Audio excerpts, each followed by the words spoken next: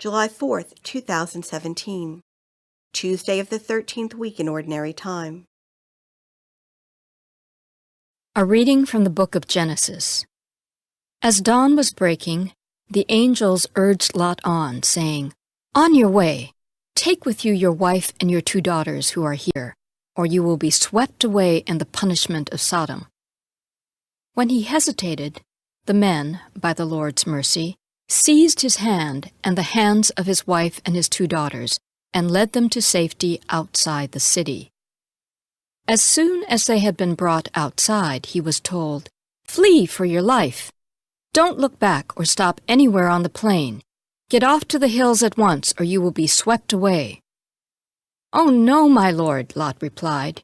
"You have already thought enough of your servant to do me the great kindness of intervening to save my life. But I cannot flee to the hills to keep the disaster from overtaking me, and so I shall die. Look, this town ahead is near enough to escape to. It's only a small place. Let me flee there.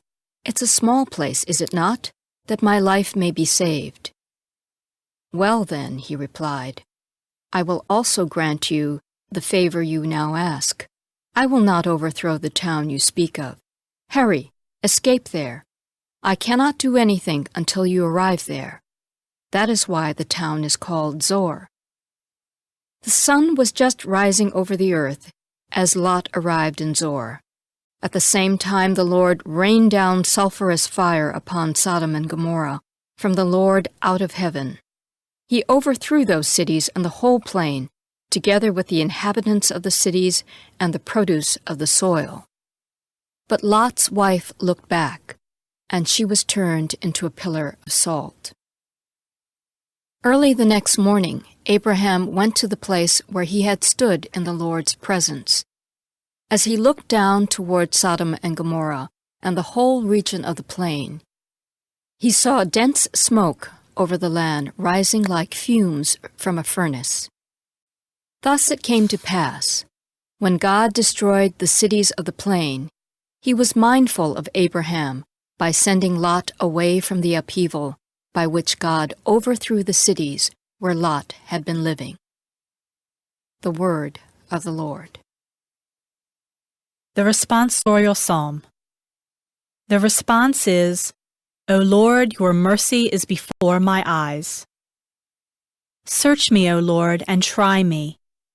Test my soul and my heart. For your mercy is before my eyes, and I walk in your truth. O Lord, your mercy is before my eyes. Gather not my soul with those of sinners, nor with men of blood my life.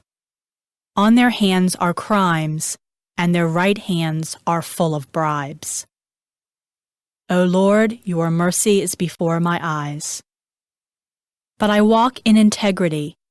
Redeem me and have mercy on me. My foot stands on level ground. In the assemblies I will bless the Lord.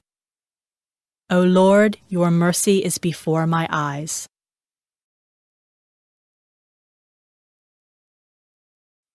A reading from the Holy Gospel according to Matthew. As Jesus got into a boat, his disciples followed him. Suddenly a violent storm came up on the sea, so that the boat was being swamped by waves. But he was asleep. They came and woke him, saying, "Lord, save us! We are perishing." He said to them, "Why are you terrified, O you of little faith?" Then he got up, rebuked the winds and the sea, and there was great calm.